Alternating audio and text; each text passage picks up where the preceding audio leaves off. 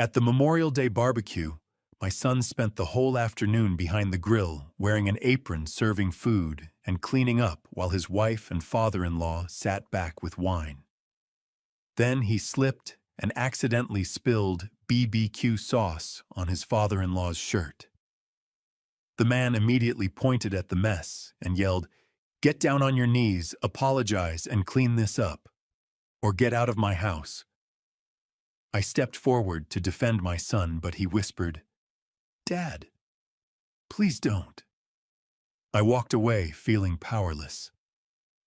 The next morning, I opened my late wife's old box and found a letter that changed everything. "I'm grateful you're here more than I can say in a sentence. Tell me in the comments where in the world you're watching from. A city, a state, a country, whatever feels right. Every comment reminds me this story is reaching someone who needs it. And a quick note, some elements of this story have been fictionalized for narrative purposes. Names and settings are coincidental, but what this story has to say about family dignity and holding on that part is meant for you." The coffee maker gurgled and hissed the way it always did at 5:45 in the morning, and I stood at the kitchen counter listening to it like it was the only voice in the house worth hearing. Which these days it was. My name is Ray Kowalski. I am 67 years old. I spent 44 years as a welder and construction foreman in Dayton, Ohio, and I have the hands to prove it, scarred across the knuckles, calloused on every pad, with a burn mark on my left thumb from a torch accident in 1987 that never faded right. Maggie used to trace that scar with her finger when we watched television at night. Said it was her favorite part of my hand because it proved I'd survived something. Maggie had been gone 3 years this past February. I poured my coffee into the blue mug she'd bought at a craft fair in Yellow Springs, the one with the small chip on the handle that I refused to throw away, and carried it to the kitchen table. The house was a 3-bedroom ranch on Clover Street in Westerville, Ohio. We'd bought it in 1994 for $112,000, which felt like an impossible amount of money at the time. We paid it off in 2008. Every room had something I'd built or fixed or repainted with my own hands. The kitchen cabinets I'd installed over a long weekend in 2001, the back porch I'd extended 6 feet in the summer of 2003, so Maggie could fit her rocking chair and her tomato plants at the same time. It wasn't a fancy house, but it was ours. On the living room mantel, visible through the kitchen doorway, sat the photograph from our wedding day in 1981, Maggie, in a cream-colored dress, laughing at something off-camera, her dark hair catching the light. I'd looked at that photograph so many times in 3 years that I sometimes forgot I was looking at it and just thought she was in the next room. I pulled the calendar off the fridge and checked the date. Monday, May 27th. Memorial Day 2024. Danny had called 4 days ago to remind me about the barbecue. His father-in-law, Doug Marsh, was hosting the holiday cookout at his place in Springfield, family, gathering the whole thing. Danny's voice on the phone had been careful in a way that made my chest tighten. Not excited. Careful. Like a man choosing his words around broken glass. "You don't have to come if you don't want to, Dad," he'd said. "I want to come," I'd told him. Which wasn't entirely true. But Danny was my son, and that was the only math that mattered. I heard the side gate creak open, Pete's signal that he was coming through, rather than walking around front like a normal person. Pete Gruber had been my neighbor for 25 years, a retired electrician with a gray mustache and the particular gift of knowing when to talk and when to just sit down and drink coffee. He knocked twice on the back door out of courtesy and let himself in without waiting. "You're up early, even for you," he said, pulling out his usual chair, the one across from mine, the one Maggie used to say was Pete's chair, like it had been deeded to him. "Couldn't sleep past 4, I said. "You want a cup?" "You have to ask." He settled in and waited while I poured. Big day today, the Marsh barbecue. Word travels fast. Danny mentioned it when he stopped by last week. Pete wrapped his hands around the mug I set in front of him. Ray, when's the last time that boy came home for more than 2 hours? The question landed somewhere uncomfortable. I looked at my coffee. He's busy. So he's been busy for 18 months. Pete's voice wasn't accusing, just observing the way a man does when he's been watching something and finally decides to say it out loud. I see his car pull up maybe once a month. And when he does come, that wife of his is always calling before he's even finished saying hello. I didn't answer right away. Because Pete wasn't wrong, and we both knew it. In the 1.5 years since Danny had married Lena Marsh, something had shifted in the way he moved through the world, or at least through my world. He showed up less. He stayed shorter. He laughed the same laugh, but it didn't quite reach his eyes the way it used to. I told myself it was just marriage. Adjusting. A man's priorities reorder when he starts his own family. I told myself that every time he texted, instead of called every time a Sunday dinner got canceled an hour before because something came up on the Marsh side of things. I'd gotten very good at telling myself things. You ever met Doug Marsh? Pete asked. Twice, at the wedding and at Christmas dinner last year. What did you make of him? I turned my coffee mug in a slow circle on the table. He's the kind of man who shakes your hand too hard on purpose, I said finally. Pete made a sound that wasn't quite a laugh. That's one way to put it. He looked at me over the rim of his mug. Ray, I'm just going to say this once and then leave it alone.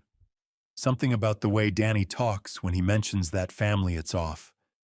I can't explain it better than that. It's just off. The coffee maker had gone quiet. The kitchen felt very still. I stood up and went to the window. The maple tree in the backyard was full-leafed and green, the kind of green you only get in Ohio in late May, before the summer heat bleaches everything pale. Maggie had planted that tree the spring after we moved in, when it was a sapling barely as tall as Danny was at the time. Now it shaded half the yard. I'm going today, I said. I'll keep my eyes open. Pete nodded and drank his coffee. He didn't say anything else about it, because that was the deal with Pete. He'd say a thing once, and then he trusted you to carry it. I went upstairs to change into the shirt I'd picked out the night before. Blue button-down, the plaid one I'd worn to the last birthday dinner Maggie and I had gone to together. I didn't understand why I'd chosen that shirt until I was already buttoning it up in front of the bathroom mirror, looking at my own face, the lines around my eyes, the gray that had taken over my hair completely, sometime in my early 60s, and I thought, because today feels like a day I need her close. I grabbed my keys off the hook by the door. On the mantel, Maggie smiled at something off camera. I walked out to my truck without looking back. 45 minutes on Interstate 70, heading west. Nothing but flat Ohio highway and my own thoughts. I passed the usual Memorial Day markers flags in front yards, kids on bikes, a hand-painted church sign reading, "Honor the Fallen." The kind of things you stop seeing until one day you're 67 years old and they hit you all over again and you realize the years went somewhere while you were busy. I thought about Danny, 34 years old, a civil engineer who'd graduated near the top of his class from Ohio State. He'd gotten that from Maggie, her precision, her patience with numbers. From me, he'd gotten his hands. Good hands, steady hands, the kind that knew how to fix things. For the first 32 years of his life, watching him walk into a room made me feel like Maggie and I had done at least one thing completely right. Then he'd met Lena Marsh, and 18 months later, they were married, and something between us had changed in a way I still couldn't find words for. Doug Marsh's property announced itself before I reached the driveway. White split-rail fence. A mailbox with Marsh in polished brass. An American flag that had never actually been in the wind because it was decorative, not ceremonial. I sat in my truck for a moment before cutting the engine. 2 stories, colonial-style brick. Through the side gate, the backyard was already going country music, charcoal smoke voices carrying over each other, the way they do when people have been drinking since noon. Doug came around the house before I reached the gate. Budweiser in hand, the walk of a man who considered every inch of ground he crossed to be personally his. 61 broad-shouldered silver hair trimmed military short. 8 years as county sheriff before construction contracting. He still carried himself like he expected people to step aside. Ray. He shook my hand with a smile aimed more at the two men behind him than at me. Glad you could make it. His grip was harder than necessary. I held it without flinching. He turned to the men and said, "This is Ray, Danny's dad, retired tradesman." The way you'd describe an old pickup parked next to a new one. Informative, not complimentary. I followed him through the gate. The backyard was larger than my entire property. Teak furniture, a built-in stone grill station, an in-ground pool with a safety net. 20-some adults spread across the yard. And there was Danny, faded blue apron over his button-down sleeves, rolled up spatula in one hand and tongs in the other. Sweat already darkening the back of his shirt before 11 in the morning. Flipping ribs, turning chicken-adjusting skewers with the focus of someone who couldn't afford a mistake. My son with a master's degree in civil engineering sweating through his shirt at someone else's grill. He looked up and saw me. His face moved through relief, shame, and apology before settling into a smile he put on like a coat worn too many times. "Dad, you made it." Said I would. I shook his hand and held it a beat longer than usual. Felt the calluses on his palm. Not just engineers' hands anymore. Something else was wearing those hands down. "You look tired," I said. "Long week." He glanced at the grill. Doug likes the ribs a specific way. "Where's Lily?" His face warmed the first genuine expression all morning. "Inside with Lena's aunt. She's been asking about you." I stepped back and looked at him. He'd lost weight since Christmas. Enough that I noticed the way you notice a load-bearing wall when something about it starts to look different. Troy Marsh stood at the edge of the patio, beer in hand, tossing a football with a teenager. Lena's older brother, his father's size, none of his father's presence. He raised his beer at me and didn't walk over. Doug drifted back to his friends near the fence. "Danny," he called without turning around. "Make sure those ribs don't dry out. Last time you let them go too long." Danny's jaw tightened for half a second. I'd been watching that jaw since it was small enough to fit in my palm. "Yes, sir," he said, and turned back to the grill. I found a folding chair near the patio edge and sat where I could see everything. The grill, the pool, and the back door where Lena had just appeared in a sundress phone already out before she'd fully stepped outside. She saw me. Quick smile, quick wave. Walked toward the women near the pool. She didn't come over. She didn't check on Danny. I sat in my dead wife's favorite plaid shirt, watching my son work in another man's yard, and felt the first slow burning edge of something I didn't yet have a name for. Nobody told Danny to refill the chip bowls. He just did it. Noticed they were getting low, disappeared into the house. Came back out 2 minutes later with fresh bags from Doug's pantry, tore them open. Arranged them on the folding table near the pool without anyone asking, without anyone noticing, and went straight back to the grill. I noticed. I'd been sitting in that folding chair for 40 minutes, watching my son work, and I'd started keeping a mental count. Refilled the chip bowls twice. Carried a full cooler of ice from the garage to the pool deck by himself. Ran back inside to get extra napkins when Doug snapped his fingers in the general direction of the house. Stood over that grill in the direct sun, while the temperature climbed toward 85 degrees, rotating racks of ribs and chicken thighs with the steady attention of someone who knew what happened if he let his focus slip. Doug, meanwhile, had not moved from his cluster of friends near the fence. His beer had been refilled 3 times by Danny each time, and he was currently holding court about something that kept making the men around him laugh in that particular way men laugh when the person telling the story has power over them. Troy sat in one of the teak chairs near the pool, feet up, working through his second or third beer. He'd thrown the football around for a while, but now he was just sitting there, with his phone occasionally laughing at something on the screen. I looked at the grill. Danny's shirt was soaked through across the shoulders now. He rolled his neck once, slowly, the way a man does when everything hurts, and he's trying not to show it.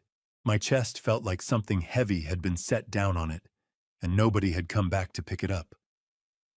Then I heard its small feet on the patio behind me moving fast. Grandpa Ray, Lily hit me at full speed, both arms wrapping around my neck before I'd fully turned around. 6 years old, and all momentum this child, she'd been that way since she learned to walk, just aimed herself at things and went. I caught her and pulled her into my lap, and she smelled like sunscreen and the particular sweetness of a little kid who'd been playing indoors. "Hey there, Bug." I squeezed her tight, and something in my chest loosened just slightly. "You been hiding on me?" I was playing Go Fish with Aunt Cheryl, and I won 3 times, she announced with the total confidence of someone who had never once considered the possibility of losing. "Daddy, look who's here." Danny turned from the grill, and his face did something real for the first time all morning. A real smile, not the careful one he'd put on when he shook my hand, but the one that reached all the way up into his eyes and stayed there. "Hey, Bug," he called across the yard. "You being good for Aunt Cheryl?" "I'm always good," Lily said, which made Danny laugh out loud. I held her tighter. Over her shoulder, I watched Lena appear in the back doorway, screen door half open. She looked at Lily in my lap, looked at Danny at the grill, then looked at her phone. "Lily, come back inside," she called. Her voice was pleasant. Not warm, but pleasant. Lily's arms tightened around my neck. "But Grandpa Ray just got here." "Psst, Lily." Lena's voice stayed the same temperature. "Come inside, sweetheart." Lily pulled back and looked at me with an expression that was half apology, half 6-year-old frustration.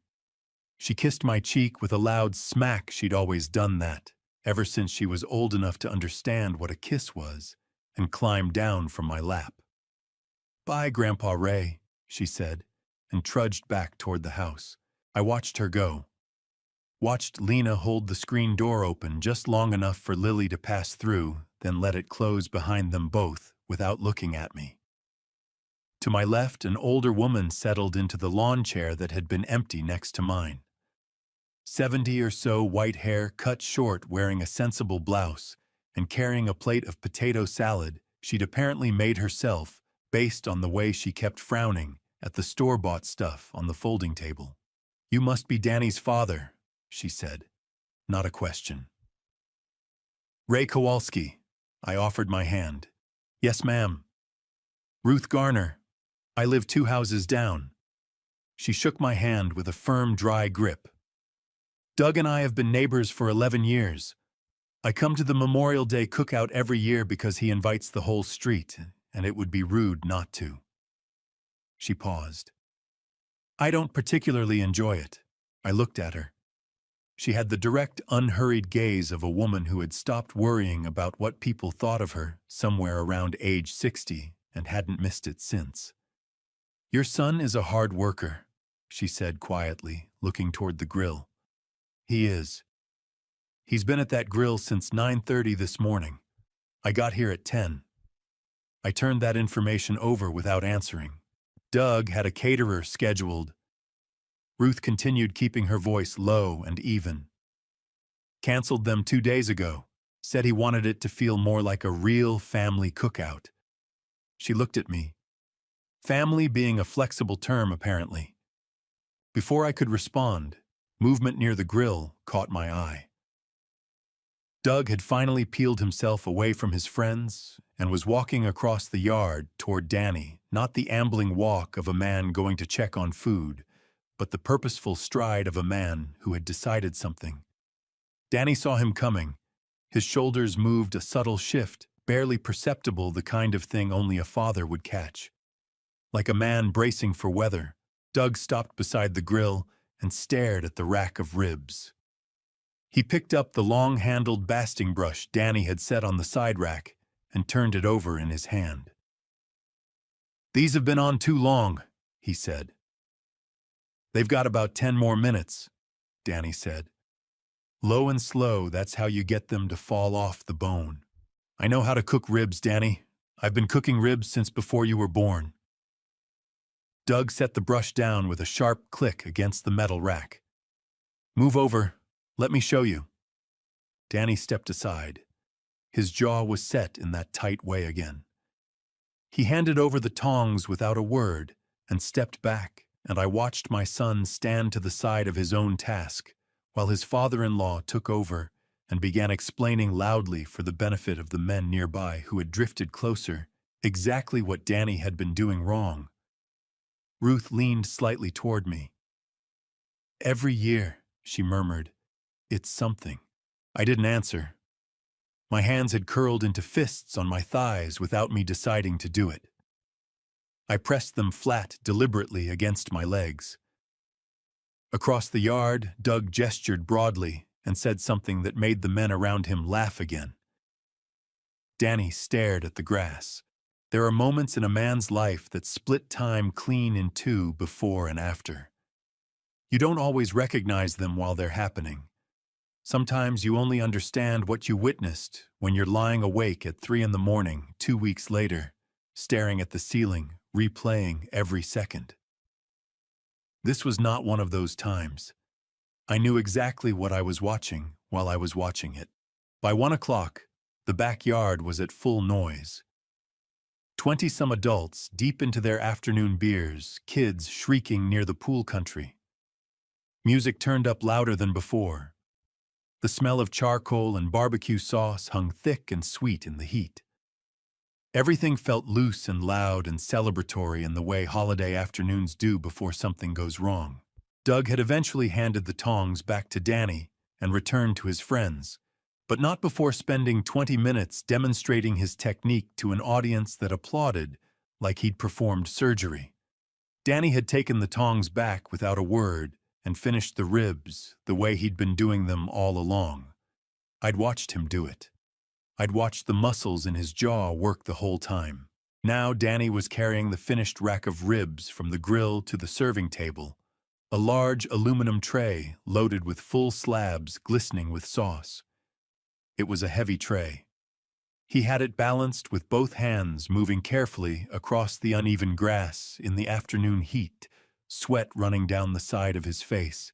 Doug was holding court near the center of the yard, beer raised, telling some story that had 3 men laughing before he even reached the punchline. He turned suddenly one of those broad, expansive gestures a man makes when he's performing for a crowd, and his elbow caught the edge of Danny's tray. The tray hit Danny's chest first. Then it tipped. The rack of ribs slid.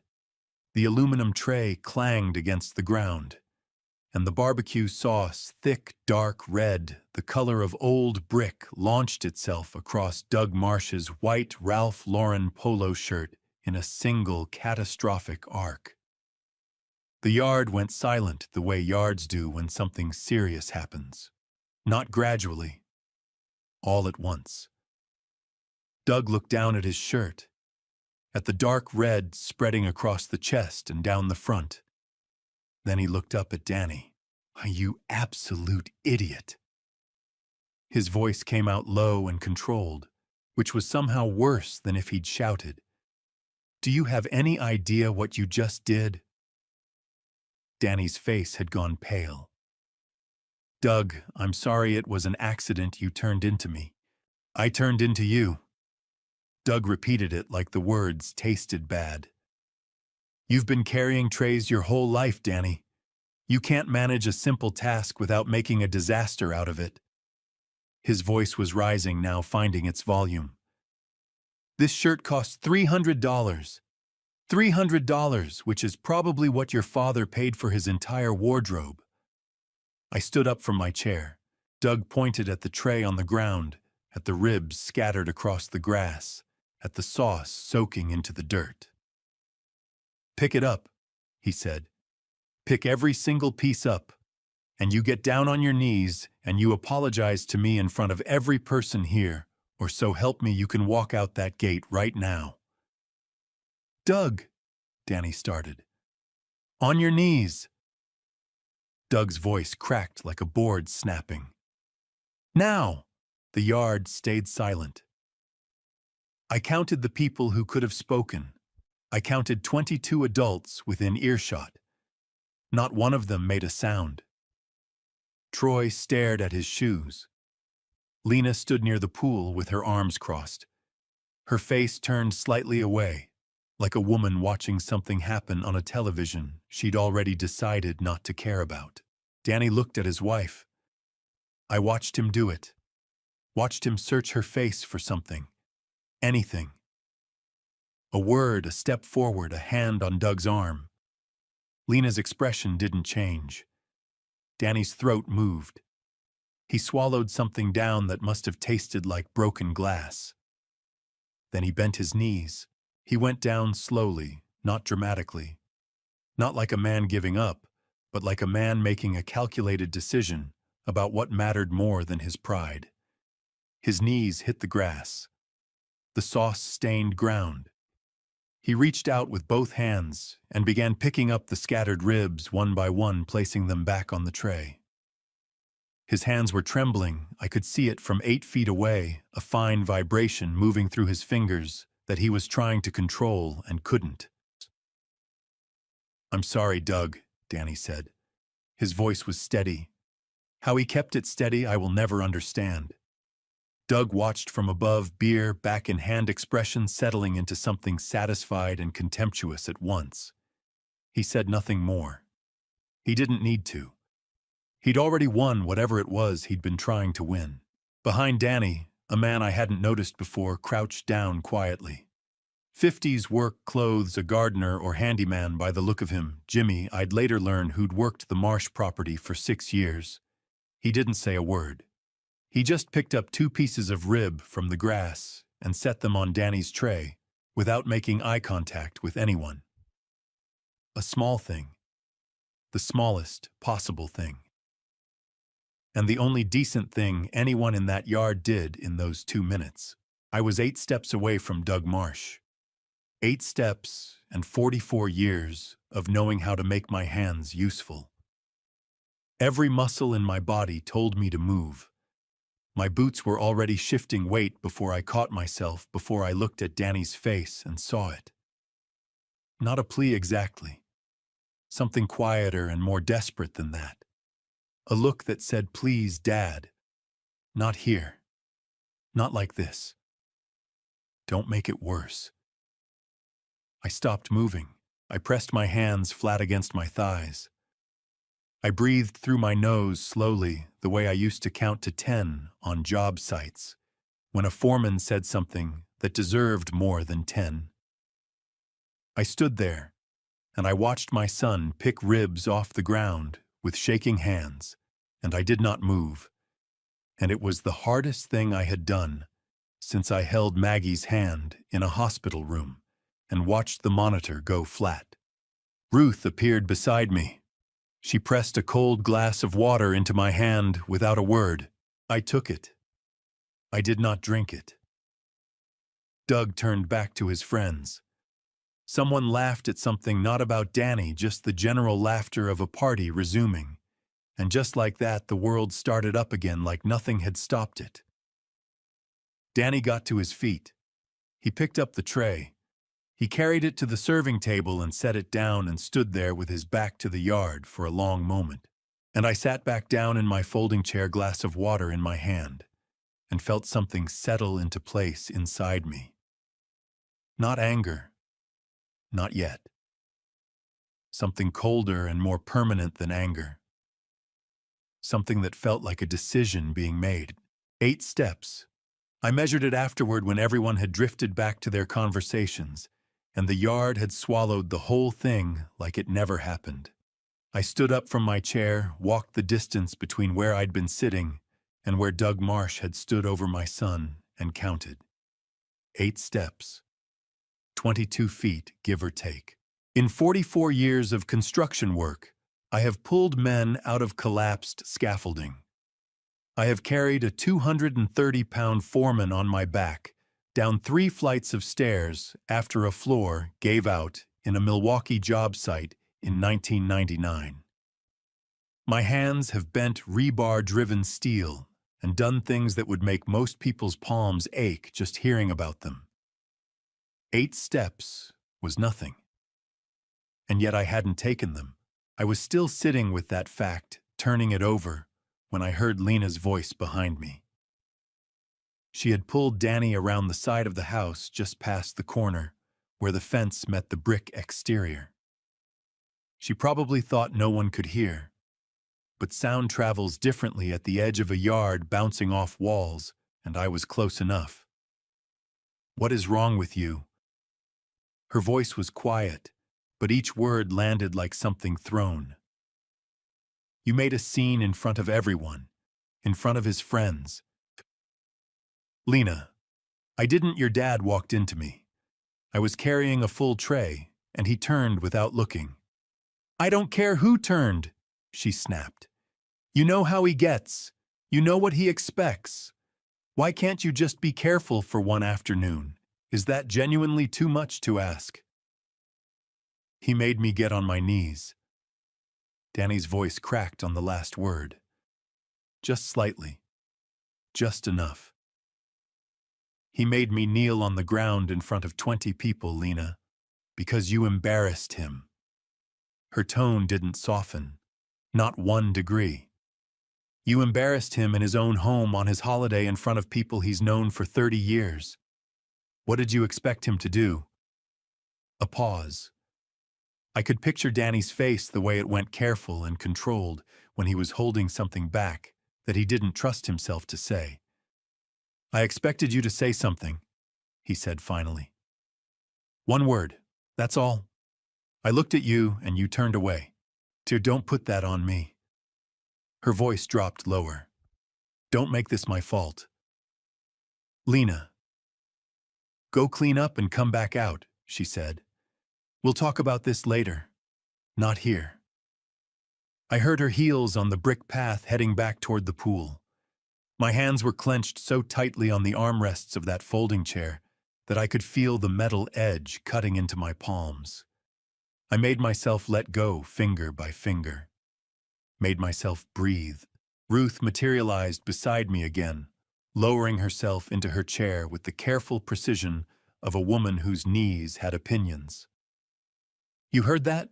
she said. It wasn't a question. "Yeah." My voice came out rougher than I intended. "For what it's worth," Ruth said quietly. "In 11 years of being their neighbor, I have never once seen that girl take her husband's side over her father's. Not once." She looked toward the pool where Lena had rejoined her group, laughing at something on someone's phone. "Some people mistake loyalty for love. It isn't the same thing at all." I didn't answer. My jaw hurt from how hard I was holding it. Across the yard, Danny reappeared from the side of the house. He'd wiped his face, straightened his shirt. He walked back to the grill like a man returning to a post he hadn't chosen but couldn't abandon. He picked up the tongs. He started checking the chicken. Doug glanced over at him from across the yard, said something to the man beside him, and they both chuckled. I stood up. I set the water glass on the empty chair beside me. I walked to Danny. "Hey." I put my hand on his shoulder from behind. He turned. His eyes were dry, but the skin around them was tight in a way that meant they hadn't always been. "Dad, you don't have to." "I'm going to head out," I said. "Early start tomorrow." Something moved across his face. Relief and shame so tangled together, I couldn't have separated them with a knife. "Okay," He cleared his throat. Thanks for coming. Danny. I kept my hand on his shoulder and waited until he looked at me. This isn't on you. You hear me? Not a single piece of this is on you. His throat worked. He nodded once short and quick, the way a man nods when he doesn't trust what speaking might do to his face. I squeezed his shoulder and let go. I found Doug near the drink table refilling his beer. I walked straight to him. He turned when he heard me coming, and his expression shifted into the practiced smile he kept ready for occasions that required it. Heading out already, Ray? I am. I stopped 2 feet from him. Close enough. Thank you for the invitation. Of course, of course. He clapped me on the arm once the way men do when they're dismissing you. Safe drive back. I looked at him for one long moment. Looked him straight in the eye. We'll talk again soon, Doug, I said. Something in my tone made the smile flicker. Just for a second, a small hesitation behind the eyes, the look of a man who has just heard a statement he can't quite categorize. Then the smile returned full wattage. Anytime, he said. I walked to my truck without looking back. I sat behind the wheel with the engine off for a long time. The sounds of the party carried faintly through the closed windows, music, laughter, the ordinary sounds of a holiday afternoon. In my chest, something had gone very quiet. Not the quiet of peace. The quiet of a decision that's already been made and is just waiting for the rest of you to catch up. My phone buzzed. Danny. A text. Sorry you had to leave early. Thanks for coming, Dad. My son apologizing to me. For something done to him. I set the phone face down on the passenger seat. Then I started the engine, pulled out of the driveway, and called Pete. I didn't sleep. I tried. I lay down around 10, stared at the ceiling until midnight, moved to the couch. Stared at that ceiling until 2, then gave up entirely and went to the kitchen. I made a pot of coffee I didn't need and sat at the table in the dark with my hands wrapped around a mug that had gone cold before I remembered to drink it. The house made its nighttime sounds around me, the furnace cycling on and off, the refrigerator's low hum, the creak of the third floorboard in the hallway that I'd been meaning to fix for 6 years and somehow never had. Maggie used to say that creak was the house talking. Old houses have things to say. She'd told me once the kind of thing she said that I pretended to find silly, but actually wrote down somewhere in the back of my mind and never forgot. I looked at her photograph on the mantel. Maggie had told me something 3 weeks before Danny's wedding. We were in this same kitchen, at this same table, and she was in the middle of a chemo week, the bad kind, the kind that made her hands shake and her appetite disappear completely, and she'd reached across the table and put her hand over mine. Ray, she'd said, I need to tell you something, and I need you to actually hear it. I'm listening, I'd said. I don't trust that family. She said it plainly without drama, the way Maggie said everything that mattered. I can't explain it properly.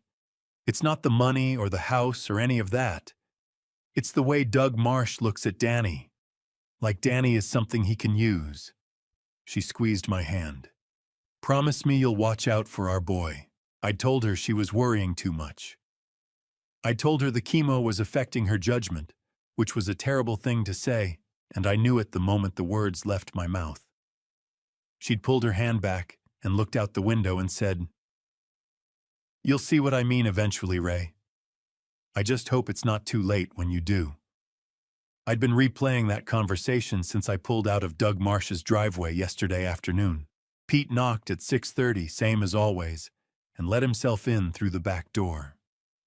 He took one look at me sitting at the kitchen table in yesterday's clothes, with 4 empty coffee mugs lined up in front of me, and pulled out his chair without saying a word. I poured him a cup. He drank half of it before either of us spoke. How bad? He said. You're bad enough. I told him what happened. The tray, the sauce, Doug's voice, Danny on his knees. I told it flat, without editorializing the way you tell a thing, when you're afraid that if you let any feeling into your voice, the whole structure of you will come apart. Pete listened without interrupting. When I finished, he turned his mug in a slow circle on the table. "Ray," he said, "this isn't the first time." I looked at him. 2 months ago. Pete said Danny pulled up out front on a Sunday night. Must have been 11 o'clock. I was on the porch, couldn't sleep bad back, you know how it is. His car sat in front of your house for 40 minutes. Engine off, just sitting there. Pete looked at me steadily. He never came in. After 40 minutes, he started the car and drove away. The bottom of my stomach dropped somewhere I couldn't locate. "You never told me that," I said. "Didn't think it was my place." Pete wrapped both hands around his mug. "But I've been thinking about it since, and I think that boy drove 45 minutes to sit outside your house because he needed to be near something solid, and he couldn't make himself knock on the door." He paused. "That's not a man who's doing fine, Ray. That's a man who's disappearing." I pressed the heels of my hands against my eyes until I saw white spots. Then I dropped them to the table. "What do I do, Pete? You already know what you do." He said it quietly, without hesitation, like a man who'd been thinking about this answer for a while. "You call Carol Higgins." Carol Higgins had handled Maggie's will and estate paperwork 3 years ago. Sharp, direct, no wasted motion. The kind of lawyer who explained things once clearly and expected you to keep up. Maggie had liked her immediately. Said she had honest eyes. "What's Carol going to do about Doug Marsh?" I said. "I don't know yet," Pete said. "But what happened yesterday in that yard wasn't just a family argument, Ray. A man publicly humiliated your son and forced him to kneel on the ground. That's not nothing. And if there's more going on, if this has been building, then you need someone who knows what they're looking at." I stared at the table, at the grain of the wood worn smooth in the spots where Maggie and I had rested our arms for 30 years. "Maggie told me," I said, 3 weeks before the wedding. She told me exactly this." Pete didn't say anything. "She put her hand over mine right here at this table, and she said she didn't trust that family." My throat tightened, and I told her she was overthinking it. Pete reached across the table and put his hand on my forearm, the way men our age do when words aren't going to cover it. He left it there for a moment, then pulled it back. "Call Carol," he said. "Today." I nodded. I stood up, looked at Maggie's photograph on the mantel. "I know," I said to her. "You told me." Then I picked up my phone and realized there was something I needed to do before I made that call. Something I'd been avoiding for 3 years, sitting in a cardboard box at the top of my closet. The box had been sitting on the top shelf of my bedroom closet for 3 years, 2 months, and 11 days. I knew the exact count because I'd put it up there the morning after Maggie's funeral, when the house was still full of people bringing casseroles and flower arrangements, and I'd needed something to do with my hands that wasn't shaking them. I'd carried her things upstairs, set the box on the shelf, and told myself I'd go through it when I was ready. I was still not ready, but I pulled a chair from the hallway and climbed up for it anyway. The box was heavier than I remembered, or my arms were weaker, probably both. I carried it to the bed and set it down on Maggie's side, which I still thought of as Maggie's side, even though no one had slept there in 3 years. The bedspread was the same one she'd picked out at a home goods store in Columbus in 2019, pale blue with white stitching along the edges. She'd held up 3 different options and asked my opinion, and I'd said they all looked fine, and she'd said that was absolutely no help at all. and we'd laughed about it the whole drive home. I sat on the edge of the bed and looked at the box for a moment. Then I opened it. The smell hit me first, something faint and specific that I couldn't name, but recognized immediately as her. Not perfume exactly, just Maggie.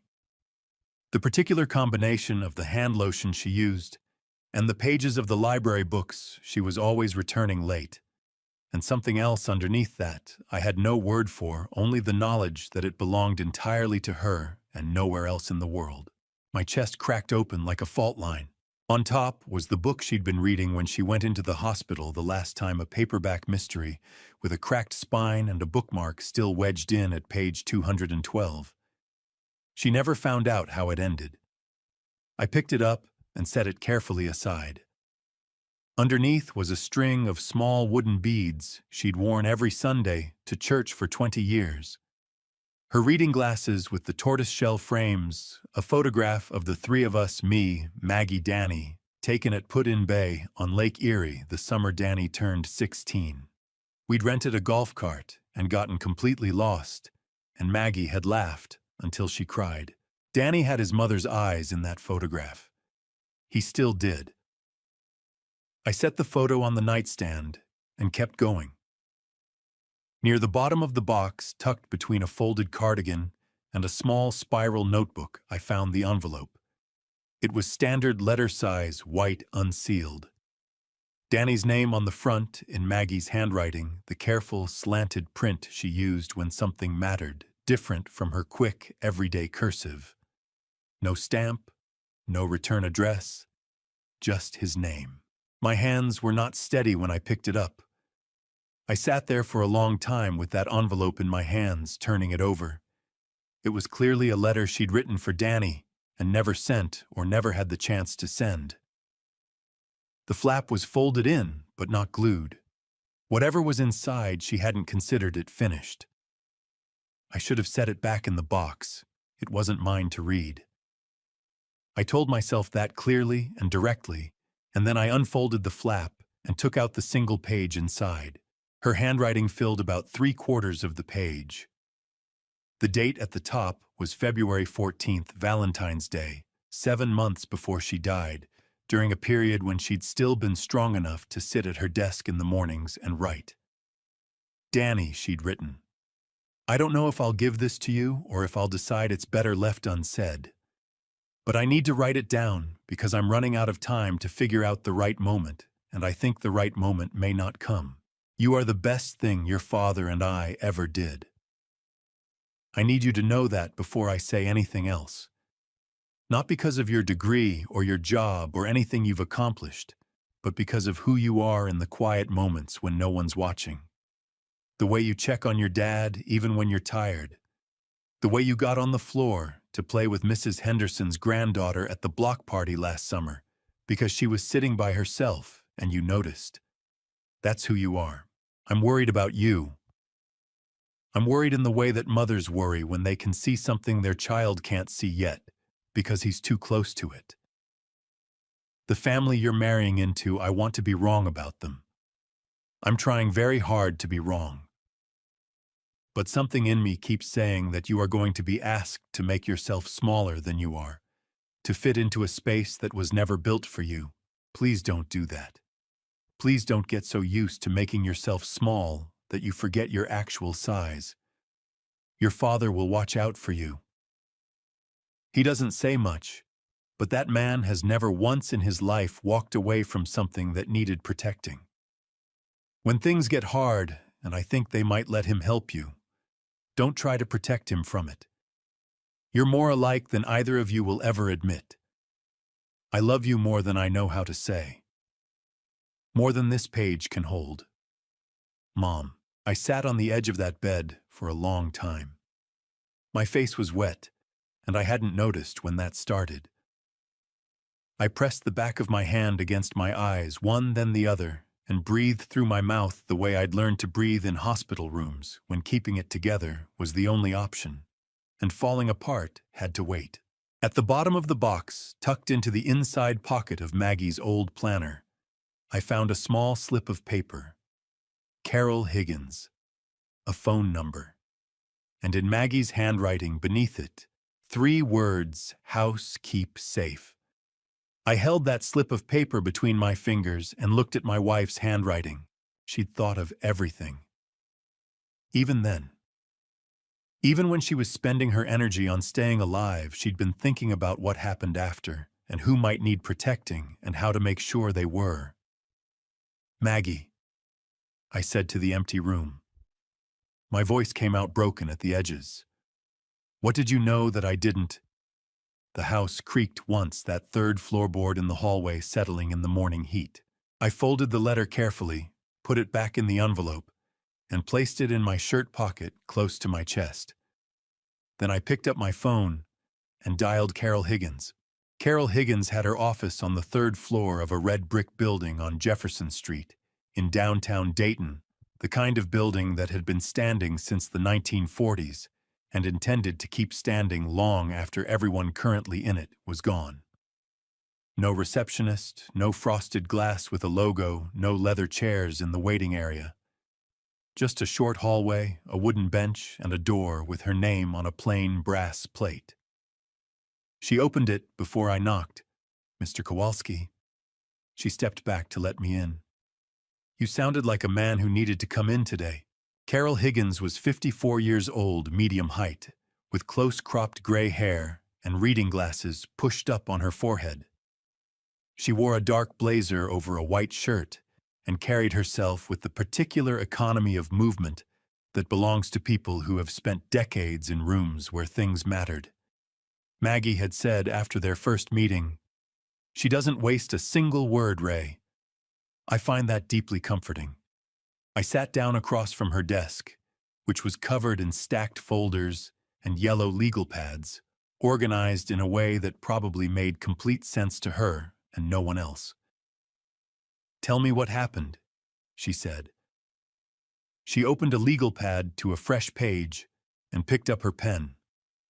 Not a laptop, not a recorder, just pen and paper. I told her.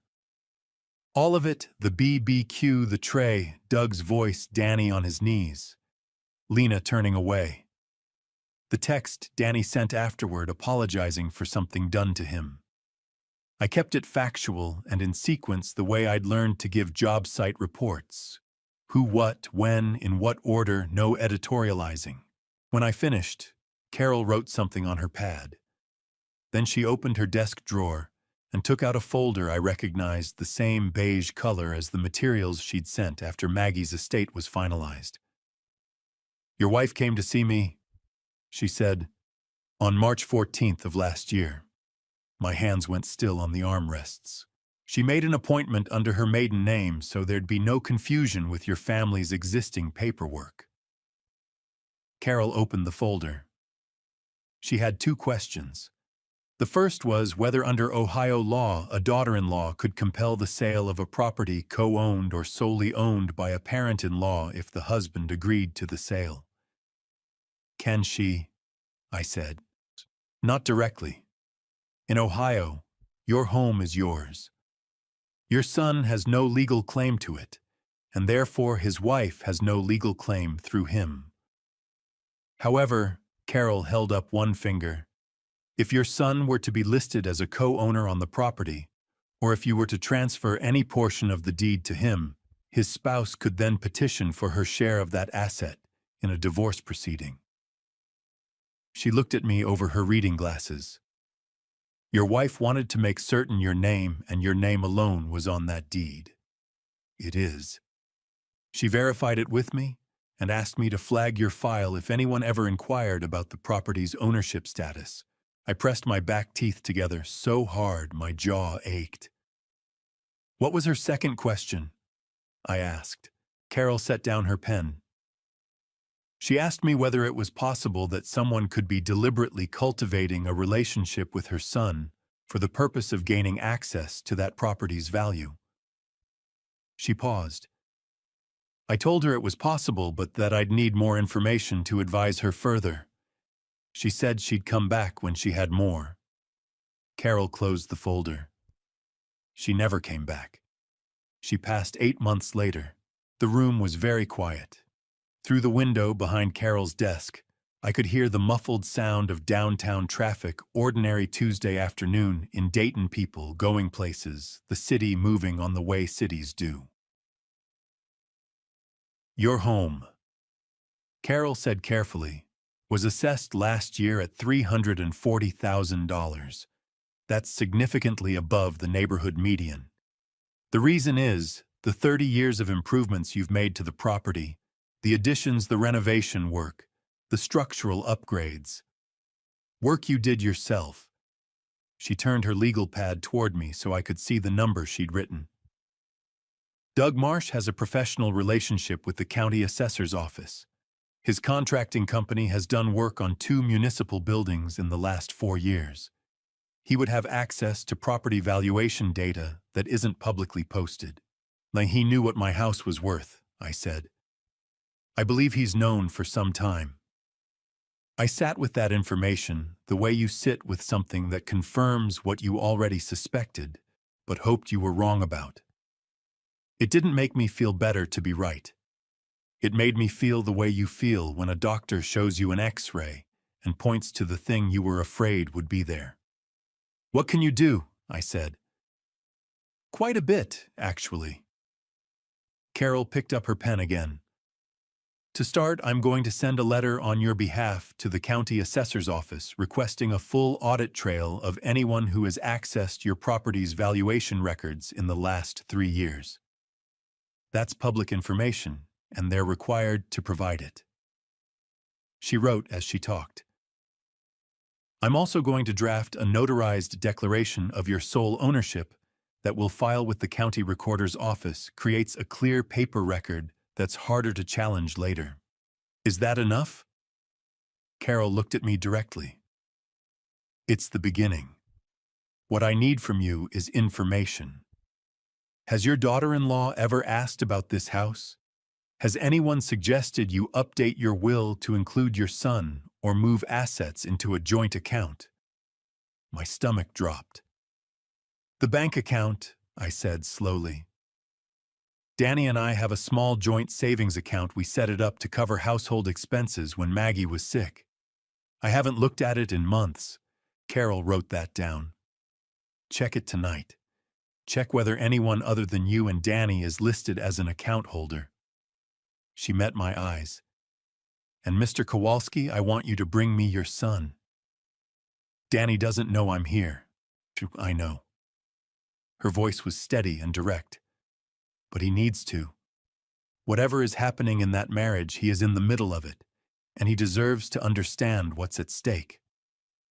She closed her legal pad. Your wife came to me because she was trying to protect your family from something she could see coming. The least we can do is make sure her work wasn't wasted. I stood up. My legs felt unsteady in a way they hadn't since the morning Maggie's doctor called. She knew, I said. Before any of this happened, she knew. She was a very perceptive woman. Carol stood and extended her hand. Bring me Danny, and check that account tonight. I shook her hand, walked out into the hallway, stood at the top of the stairs for a moment, one hand on the railing, looking down at the ordinary lobby below. Maggie had sat in that same chair across from Carol's desk, had asked those same careful questions, had written "House Keep Safe" on a slip of paper and tucked it where I'd eventually find it. She'd been trying to hand me the tools before she left. Ray thought he was facing this alone. He had no idea what was waiting for him in an ordinary parking lot on an ordinary Thursday morning. Before I tell you who he found, comment the word "strong" so I know you're still with me. Note what follows includes fictionalized details woven in for depth and impact. If that's not your preference, this is a good place to step away, no hard feelings at all. The back gate latch had been sticking for 6 weeks. It was a simple fix. The pin had shifted, throwing the alignment off just enough that you had to lift and push at the same time to get it open, which was fine when your hands were empty and an inconvenience when they weren't. I'd bought the replacement hardware 3 weeks ago and left it on the workbench in the garage. which is what I did with small repairs when my head was somewhere else. The parts sat there waiting until I ran out of excuses. Thursday morning, 4 days after Memorial Day, I drove to Ace Hardware on Morse Road to pick up the one bolt size I'd miscalculated. The store smelled the way hardware stores always smell: machine oil, lumber dust, something metallic underneath, and I'd been walking into places that smelled like that since I was 19 years old. It was one of the few places in the world where my shoulders came down automatically.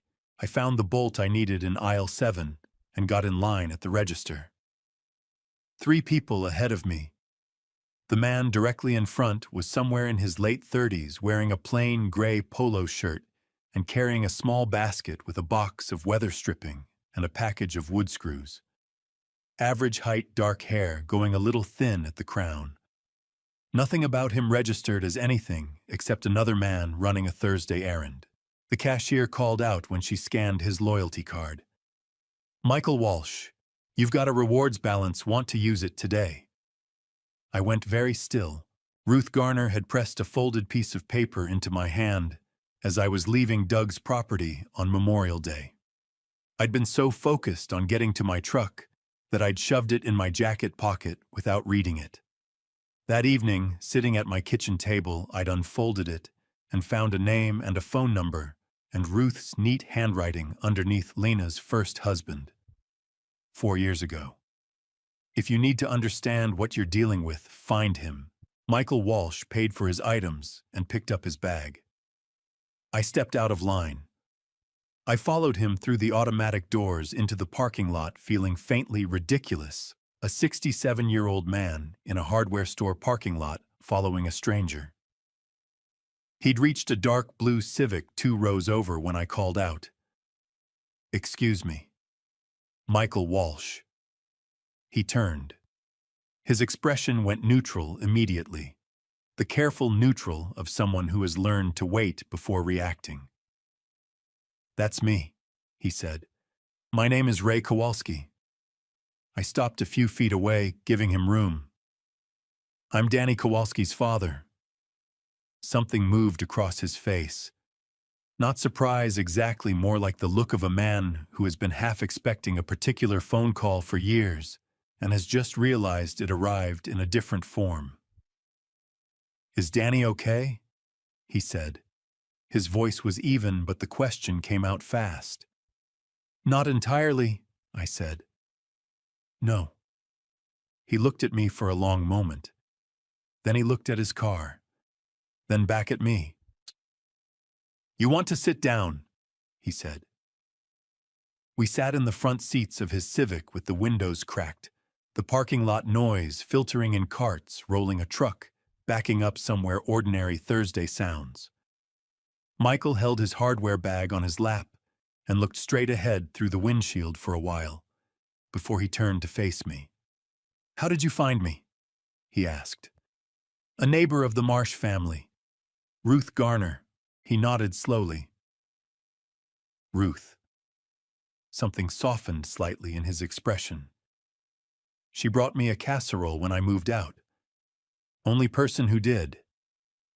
"She seems like that kind of woman," I said. "She is." He turned the hardware bag over in his hands. "What do you want to know, Mr. Kowalski?" "Whatever you're willing to tell me," I said. "I'm not here to cause you trouble. I'm here because my son has been in that family for 2 years, and I'm starting to understand that I don't know what I let him walk into." Michael was quiet for a moment. Outside, a woman loaded groceries into the car beside us, her kids arguing about something in the back seat. Normal Thursday. The whole world just going about its business. "I met Lena at a work function," Michael said finally.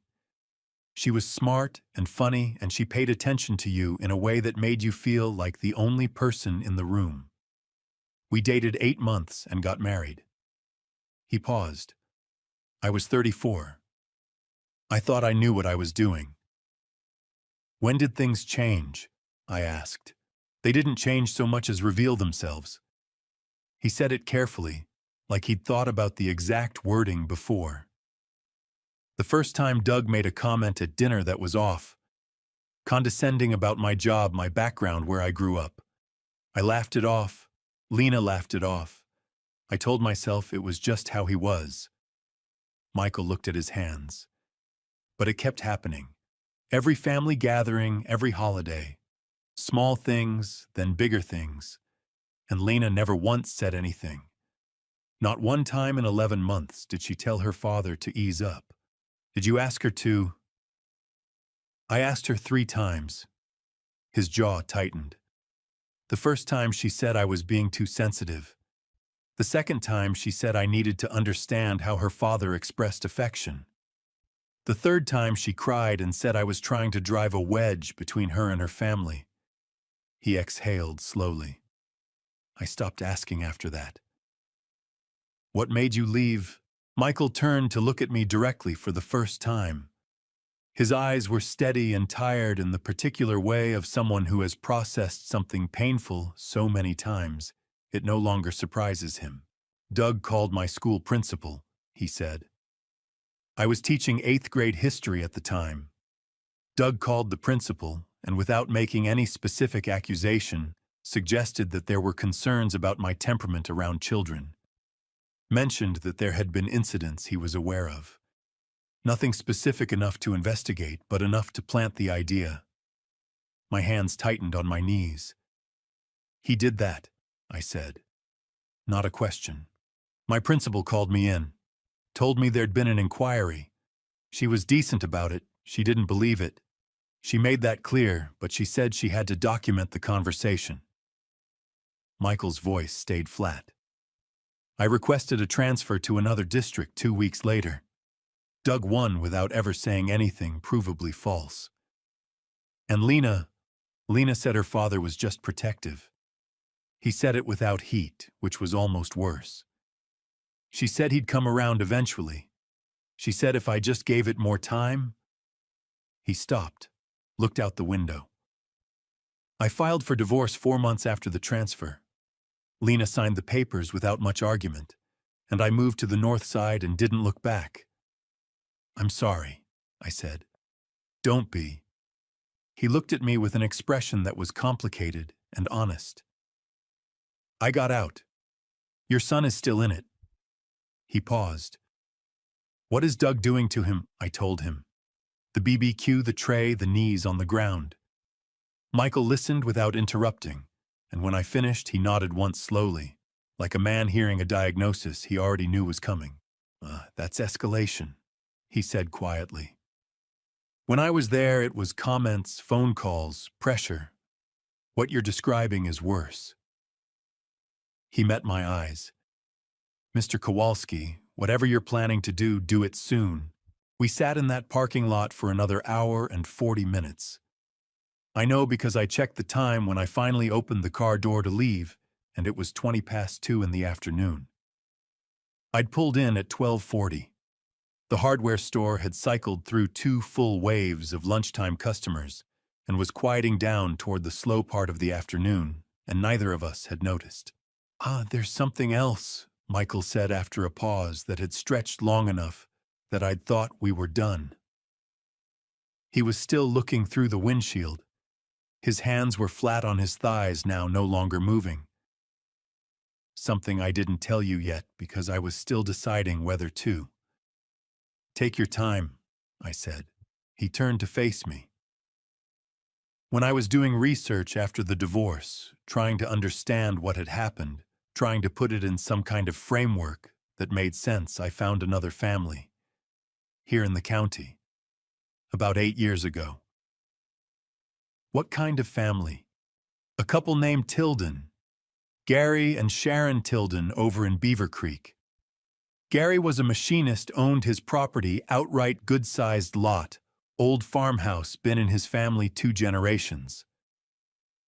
Michael's voice was measured factual.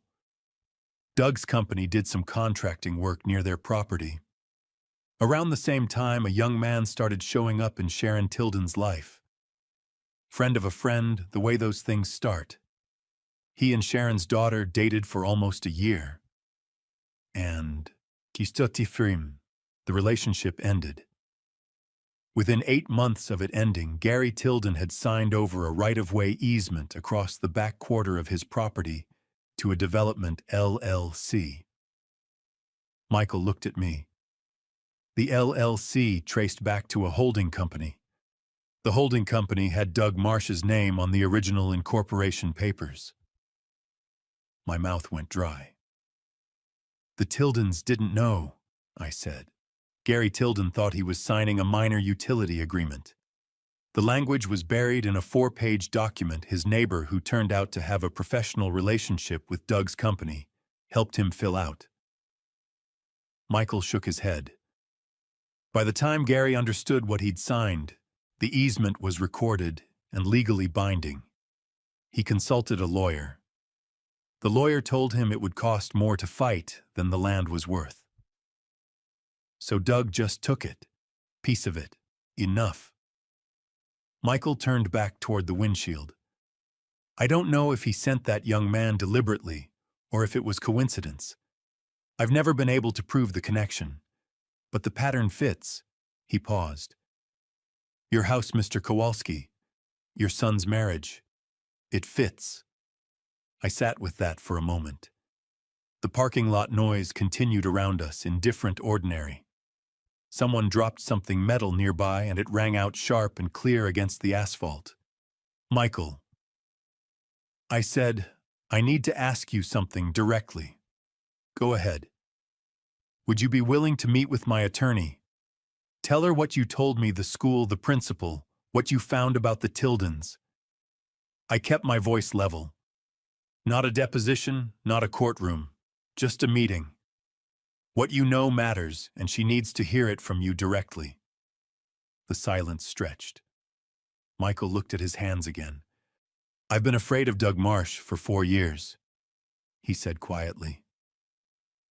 I moved across town. I changed which grocery store I use. I drove a different route to work for 6 months because I was worried about running into someone connected to him. He exhaled, long, slow, the sound of a man releasing something he'd been holding for a long time. I'm tired of being afraid of him. You wouldn't be doing it alone, I said. My attorney is Carol Higgins. She's thorough and she's careful and she doesn't make promises she can't keep. And whatever happens, I'll be in that room. Michael turned to look at me. Something had shifted in his expression. The careful neutrality from earlier had given way to something rawer and more resolved. Your wife, he said. Danny's mother. She passed 3 years ago. He nodded. I'm sorry. He said it simply, without elaboration, the way people say it when they actually mean it. Danny talked about her once when we were at a mutual friends thing before the wedding. He said she could read people better than anyone he'd ever known. Michael looked at me steadily. I think she probably had Doug figured out a long time ago. My throat tightened. She did, I said. Michael picked up his hardware bag from the floor. He held it for a moment, then set it on the back seat. Call your attorney, he said. Set up the meeting.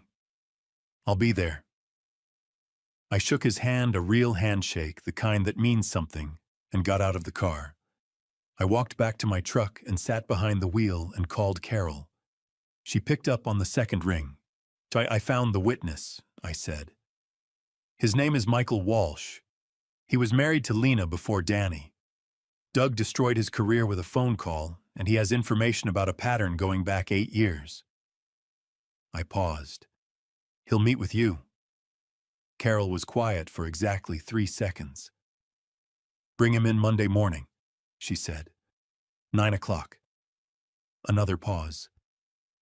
And Mr. Kowalski, did you check the joint bank account? My stomach dropped. In the weight of everything Michael had told me, I hadn't checked.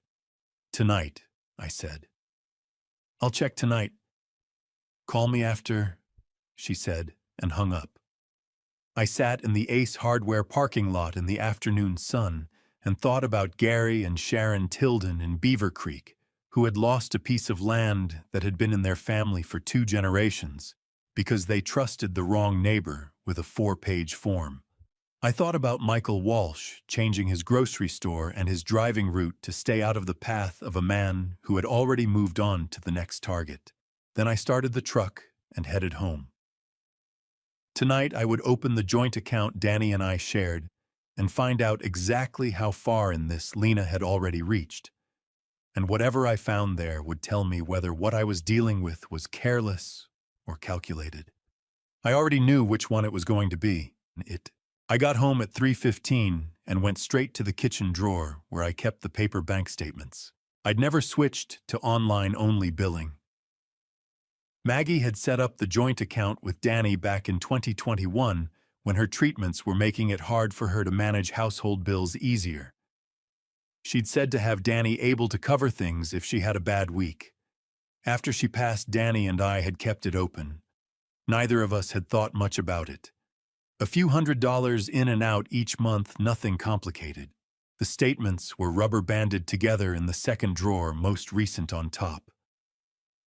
I pulled out the last 3 months and spread them on the kitchen table under the overhead light. May, April, March. The account holders listed at the top of each statement were the same on all 3: Raymond T. Kowalski, Daniel R. Kowalski, and a third name added in February that sat there on the page like something that didn't belong. Lena M. Kowalski. I stood at the table and read it 3 times. Then I sat down. In Ohio, adding an authorized signatory to a joint checking account requires the written consent of all existing account holders. Either Danny had agreed to this and hadn't told me, or someone had found a way around that requirement. Either way, Lena's name on this account meant she could access the fund's transfer money and in certain circumstances use the account's existence as evidence of shared financial interest in any assets connected to it. It wasn't a large account, but that wasn't the point. The point was that she'd done it without telling me, without anyone telling me. The account that Maggie had opened to keep our family stable during the worst months of her illness now had a stranger's name on it, added quietly in February 5 months ago while I was going about my ordinary life and noticing nothing. I called Carol. She picked up on the first ring. "It's there," I said. "February. Her name is on the account." Carol was quiet for a moment. "Don't touch anything in that account. Don't move funds, don't close it, don't add or remove anything. I'll file a request Monday morning to have the authorization change reviewed in Ohio if the addition was made without proper dual consent. It can be challenged and reversed." She paused. "This is actually helpful, Mr. Kowalski. It's documented evidence of intent." "Helpful," I repeated. "I know how it feels," she said more quietly. "But yes, keep the statements. Bring them Monday." I hung up and sat at the table for a long time.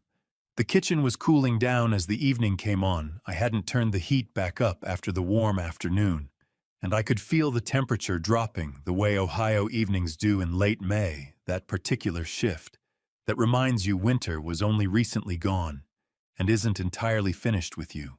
My phone rang at 8:45, Danny's name on the screen. "Hey," I said. "Hey, Dad." His voice had that careful quality again, the one I'd been hearing more of lately, the walking on glass sound. "You doing okay?" "I'm fine. You?" "Yeah." A pause that lasted a beat too long. "Long week." "Danny." I kept my voice even. "Talk to me." He exhaled, the sound of a man deciding something. "I don't know where to start." "Start anywhere." Another pause. Then, "I almost quit before I got married. Did you know that I almost called off the whole thing?" His voice was quiet but steady. "About 3 weeks before the wedding, Doug said something at dinner. I can't even remember exactly what it was now, something about my salary, about what I could realistically provide for Lena. And she laughed along with him. And I sat there thinking, this is what the rest of my life looks like. My chest hurt. What stopped you? Lena cried, he said. That night after dinner, she cried and told me her dad was just protective, that he didn't mean it, that he loved me in his own way, and I just needed to give him time. He paused.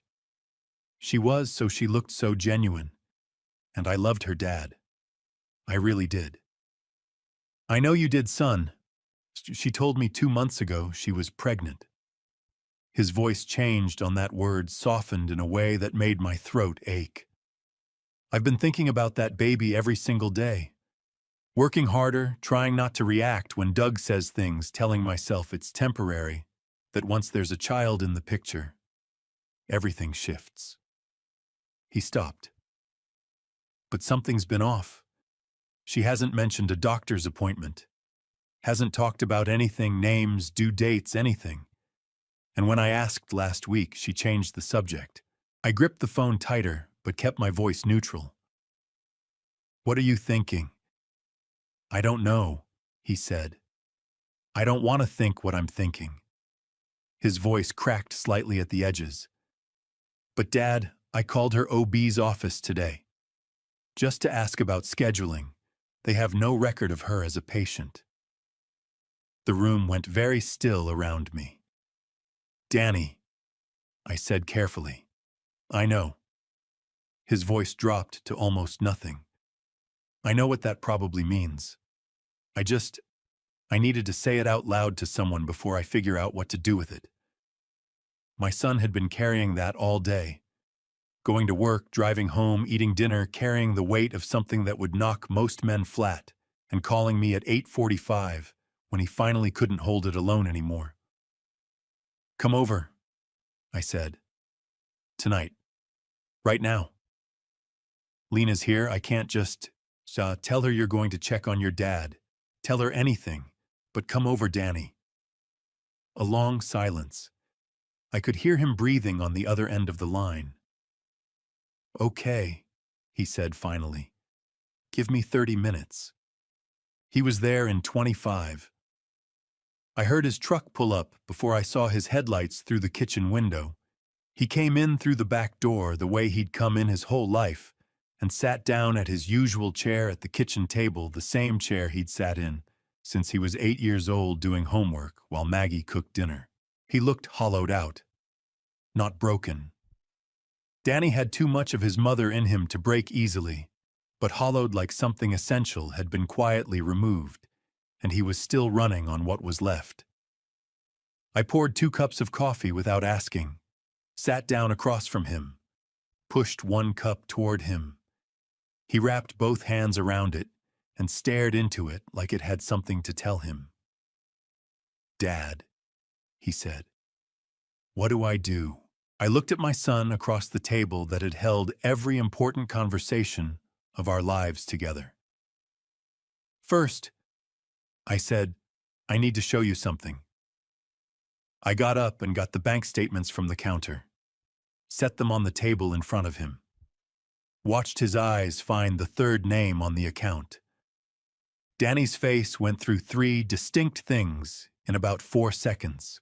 Confusion, then understanding, then a grief so clean and sharp it hurt to watch. She never asked me, he said. His voice came out flat. I never signed anything. I know, I said. Carol Higgins is handling it. Danny looked up. You've already talked to Carol. I have, I said. And Danny, there are things I need to tell you about what I've been doing this past week, about what Carol found, and about a man named Michael Walsh. My son's eyes sharpened.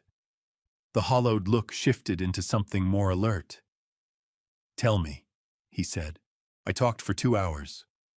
I told Danny everything Carol's office, what Maggie had done 14 months before she died, the property valuation, Michael Walsh, in the Ace Hardware parking lot, the Tilden family in Beaver Creek, the authorized signatory on our joint account. I laid it out in order the way I'd learned to present information on job sites, Clear sequence, no gaps, nothing left out. Danny listened without interrupting. He held his coffee cup the whole time, but I don't think he drank from it once. When I finished, the kitchen was quiet in the way it gets late at night, when the world has narrowed down to just the room you're sitting in. He put the cup down. "She planned this," he said. Not a question, not quite a statement, the sound of a man landing on a truth he'd been circling without letting himself get close to it. I think so," I said. "I think Doug planned it, and Lena went along with it." "How long?" "Long enough that your mother saw it coming before you were even married." Danny pressed the heels of his hands against his eyes, hard. When he dropped them, his eyes were red at the rims, but dry. He'd learned that from Maggie. She cried in private and presented the world with clear eyes, and Danny had been watching her do that since he was old enough to understand what it meant. "I need a few days," he said, "to watch, to listen, before I say anything to Lena." He sat up straighter. "If she knows, we know she tells Doug, and right now Doug doesn't know what you've been doing." He was right. Hearing it from Danny, the clarity of it, the steadiness made something ease in my chest. "You're not wrong," I said. He stood and picked up his jacket. Then he stopped and looked at me with an expression I hadn't seen in a long time, open, direct, very young. The face of the boy who used to come home from school and tell me things he hadn't told anyone else. "Dad," he said, "I'm sorry I didn't tell you sooner. About all of it. I kept thinking I could handle it on my own." He paused. "I was trying to protect you." The back of my throat burned. "I know," I said. "I was doing the same thing." He left at 11:15.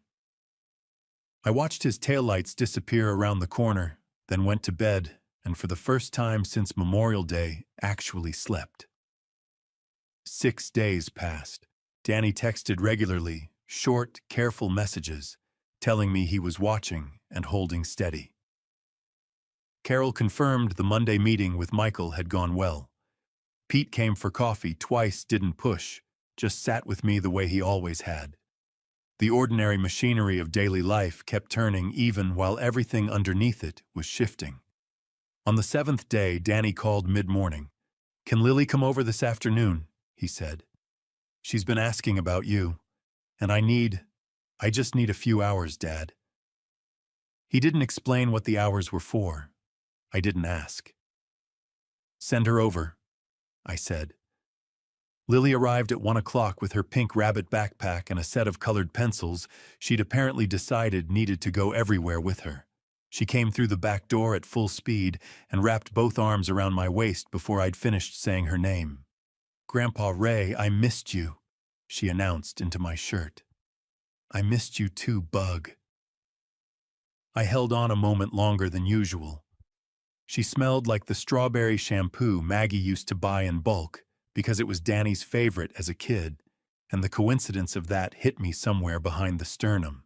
We settled at the kitchen table, Lily spreading her pencils out with the seriousness of a surgeon, laying out instruments me with my coffee. The late spring afternoon light coming through the window over the sink, that particular gold that made even the old linoleum look warm. She drew in concentrated silence for 20 minutes, tongue between her teeth, pencil moving with complete authority. I watched her and felt something in me slow down and breathe. Then she looked up. "And Grandpa Ray, hun," she said, "is our house for sale." My coffee cup stopped halfway to my mouth. "What makes you ask that, Bug?" She went back to her drawing, talking the way 6-year-olds talk, as if what she was saying was no more significant than the weather. "Because I heard Mommy on the phone with Grandpa Doug. She said your house is really pretty, and it would sell for a lot of money." She frowned and selected a different pencil. "Are we going to move in with you? Because my bedroom at home has better light for drawing." My chest felt like something had reached in and squeezed it bare-handed. Nobody's selling any houses, sweetheart, I said. My voice came out steadier than I expected. Your Grandpa Ray's house stays right where it is. Good, she said, satisfied, and went back to her drawing. I sat across from my 6-year-old granddaughter and thought about Doug Marsh talking to Lena about my house like it was already a transaction waiting to close. Thought about Maggie writing house keep safe on a slip of paper. Thought about Michael Walsh changing which grocery store he used because he was afraid. 40 minutes later, Lily held up her finished drawing. 4 figures standing in front of a house. Herself, Danny, me. And beside me a woman with long, dark hair, her drawn hand touching mine. Who is that? I asked, though I already felt the answer. Grandma Maggie. Lily tilted her head like it was obvious. Daddy says she's always with you, so I put her in the picture. She pushed the drawing across the table. You can keep it. I looked at it for a long moment. Then I carried it to the living room and placed it on the mantel beside Maggie's photograph. One in silver-edged black and white. One in a 6-year-old's colored pencil. Side by side. When I came back, Lily was already starting a new drawing. Grandpa Ray, she said without looking up, can we have hot chocolate? We can have hot chocolate, I said. I put the milk on the stove. And the decision that had been forming in me since Memorial Day, slower than anger, colder than grief, more permanent than both, settled into place like the last piece of something, finally finding where it belonged. Danny knocked at 9:45 at night. Not the back door, the front door, which he almost never used. I heard it and felt something shift in my chest before I'd even stood up from the couch.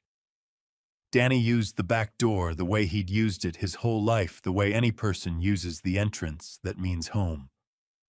The front door was for strangers and people who weren't sure of their welcome. Something about that knock told me tonight was different. I opened it, and he was standing on the porch in the dark jacket, zipped against the June chill, hands in his pockets. Not the hollow look from the night after the BBQ, something harder and more awake. Like a man who had stopped waiting to be ready and simply decided to move. Can I come in? He said. You never have to ask, I told him. He sat at the kitchen table, his chair same as always, and I put on coffee without asking. He unzipped his jacket but didn't take it off, like some part of him was still in motion, even sitting still. I called Lena's OB office again today, he said. Different receptionist. I told her I was calling to confirm my wife's upcoming prenatal appointment. He looked at the table. She checked the system twice. No patient by that name, current or historical. The coffee maker started its cycle. Danny. I started. I know, he said. I've known for a few days. I just needed to hear it officially before I let myself believe it. He pressed his hands flat on the table. She lied to me. There is no baby. There never was. His voice was steady. That scared me more than if he'd been shaking. When I got home tonight, he continued. Lena was on the phone in the bedroom with the door closed. I was walking past to the bathroom. I heard her say, "He's getting difficult, Dad. He's asking questions." Then, I know, but we need more time. The coffee maker beeped. I didn't move. More time, I repeated. Some more time. His jaw tightened. I went to the bathroom, came back out, told her I was going to check on you. She said okay without looking up from her phone. A short, dry laugh with nothing happy in it. That's how much I matter in that equation. I got up and poured the coffee. Set his cup in front of him. He picked it up and held it with both hands the way his mother always had, warming his palms, and the similarity hit me so hard I had to turn back to the counter for a moment before I trusted my face. How long have you known about the house? He said behind me. I turned around. About a week. How much has Carol found Enough. The account Michael Walsh, what Doug did to a family in Beaver Creek. Pattern of behavior going back 8 years minimum. Danny absorbed that. His coffee steamed untouched between his hands. Are you going to be okay? He looked at me directly. Whatever this costs, the legal fees, all of it, are you going to be okay? My son, sitting in the middle of his own disaster, asking whether I was going to be okay. Danny. I said, I have been okay through 44 years of construction work and 23 years of raising you and 3 years without your mother. I am not going to fall apart over a lawyer's bill. Something in his face shifted, not quite a smile, but the shape of one. Mom would have known what to do from the start, he said. She did know, I said. She told me before the wedding. I didn't listen. She told me too. He set the cup down carefully. Not in words, but the last time I saw her in the hospital, she held my hand and said, "You know your own worth, Danny. Don't let anyone teach you different." His voice came close to breaking on the last word. I thought I understood what she meant. I don't think I understood at all. We sat with that. The heater kicked on. The clock moved. There's something else. He reached into his jacket and put a folded piece of paper on the table. I found this in the desk in our bedroom tonight. It's a printout of your property assessment, with notes in Doug's handwriting in the margin. I unfolded it. My address. The assessed value $340,000, and in the margin in Doug's handwriting, spring timeline. D to convince R, split after. Danny to convince Ray, split the proceeds after. My hands were completely steady. I'd expected rage. Instead, what I felt was something colder and more clarifying, a picture coming fully into focus after a long time of squinting at something blurred. He wrote this down, I said. He wrote it down. Danny's eyes were bright, not with tears, but with the intensity of someone who has been confused for a long time and has just had everything become painfully clear. What do we do with this? I refolded the paper, placed it flat on the table between us. We give it to Carol, I said. First thing tomorrow morning, and then you're going to need to make some decisions about Lena. Not tonight, when you're ready. He nodded, picked up his coffee and drank, set it down. I was so sure I loved her, he said. Not quite to me, more to the room, to the version of himself that had stood at an altar 2 years ago and meant every word. I was so completely sure. You did love her, I said. That part was real. Whatever she was doing, that was real on your end. He looked at me across the table. My son, 34 years old, with his mother's eyes and his father's hands, and a life that was going to have to be rebuilt from the middle. Tomorrow, Carol, he said. Tomorrow, Carol, I agreed. He finished his coffee, zipped his jacket, and stood. At the back door, the right door, the home door, he stopped and looked back. Thanks, Dad, he said. I'd go home and get some sleep, I told him. He almost managed a real smile. Then he was gone, and I sat at the table with Doug Marsh's handwriting in front of me and felt the last of my patience for waiting run completely dry. We were in Carol's office at 8:30 the next morning. Carol had said 9, but I'd called her at 7:15 and told her what Danny had found the property assessment printout, Doug's handwriting in the margin D, to convince R, split after, and she'd said come in at 8:30 instead. That told me she understood what kind of morning this was. Michael Walsh was already there when Danny and I arrived, sitting across from Carol's desk with a cup of coffee and the composed look of a man who had spent 4 years getting ready for something and had finally shown up for it. He stood when we came in. Danny looked at him.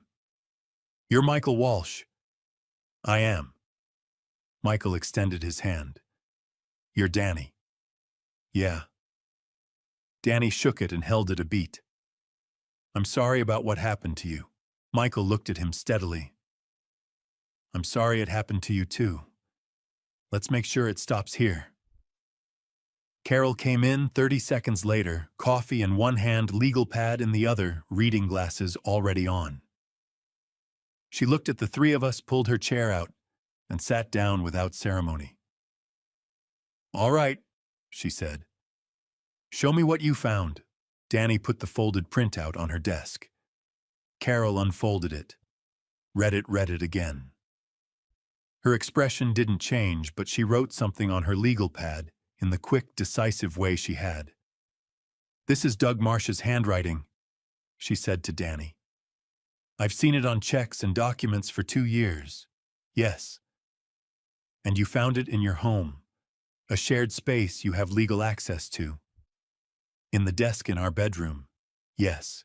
Carol nodded and set the paper aside. Michael, I've reviewed your statement from Monday. One more thing directly. The call Doug made to your principal. Do you have any documentation? Michael reached into the folder he'd brought. My principal wrote me a memo documenting the inquiry, dated on school letterhead. He set it on her desk. She retired 2 years ago, but I have her contact information. Carol read it, wrote something, looked up. 16. Here's what we have, she said, leaning forward in the way she did when she shifted from gathering to deciding. A documented pattern, an unauthorized addition to a joint bank account, a property assessment with handwritten notations indicating intent to influence the sale of your home. She looked at me. A former son-in-law's testimony establishing prior behavior and reputational harm. A school administrator's memo confirming Doug Marsh made an unsubstantiated inquiry about a teacher's fitness. She paused. And a wife who told her husband she was pregnant when she was not, and who added her name to a financial account without proper dual consent. The room was quiet. Outside, Jefferson Street was doing its ordinary morning business. What does that get us? Danny asked. Leverage, Carol said plainly. We are not taking Doug Marsh to criminal court. What he's done straddles the line of civil liability in ways that would make prosecution expensive and slow. What this evidence does is make Doug Marsh understand that continuing costs him significantly more than stopping. How? I said. We send him a letter. Not threatening, not accusatory, factual. We inform him that we hold documentation relating to an unauthorized bank account modification, a property valuation, with handwritten notations indicating third-party intent to influence the sale of a private residence, and testimony from a previous family member regarding a pattern of targeted harassment. Carol picked up her pen. We make no demands. We don't threaten legal action. We simply inform him the documentation exists and is held by counsel. And we let Doug Marsh do the math. Danny leaned forward. That's it. Just a letter. Doug Marsh spent 30 years as a county sheriff and 15 years as a contractor with municipal relationships, Carol said. He understands what it means when someone has documentation and has handed it to a lawyer. Men like Doug don't respond to confrontation. They respond to the cost-benefit calculation getting unfavorable. Michael nodded from his chair. When I left, he let me go, he said quietly. Because pursuing me cost more than the value I represented. This is the same principle. What goes in the envelope besides the letter? I asked. Copies, Carol said. The bank statement, the property assessment printout, a one-paragraph summary of Michael's statement enough to show it exists. She met my eyes. And one handwritten note from you, Mr. Kowalski. Brief, your own words. Keep it under 4 sentences. No threats. I picked up the pen she slid across the desk. I wrote Mr. Marsh. I am a 67-year-old man who built everything I have with his own hands. I know what it costs, and I know what it's worth. I want my son and my granddaughter left alone. I believe you understand what I'm telling you. I put the pen down and slid the paper back to Carol. She read it, looked up. "That'll do," she said. She spent 40 minutes assembling the package. Danny and Michael sat on either side of me while she worked the three of us quiet in the way people are quiet when something important is being done, and words would only get in the way.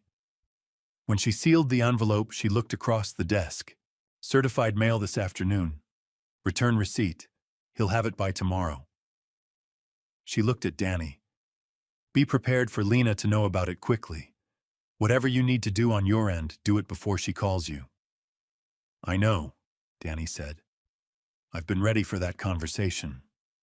Carol stood. We all stood. "Mr. Kowalski," she said, extending her hand. "Your wife was a smart woman." "The smartest I ever knew," I said.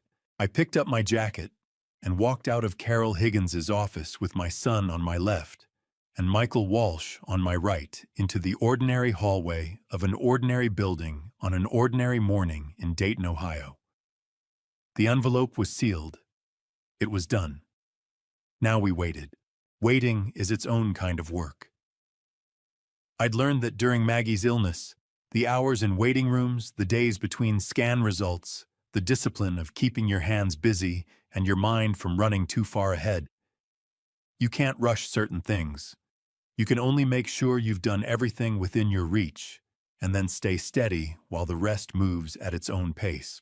I fixed the back gate latch the morning after we left Carol's office. Took 20 minutes. I don't know why I'd let it sit for 6 weeks. Doug received the certified letter on Tuesday, June 11th.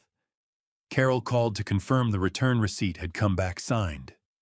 The envelope was in his hands. Whatever he did with that information was now his decision to make. Danny called me that evening. "She knows," he said the moment I picked up. "How did she take it?" Quietly. She came home, sat down at the kitchen table, looked at me like she was deciding something. Then she said, "My father got a letter today." I said I knew. She said, "From your attorney?" I said yes. He paused.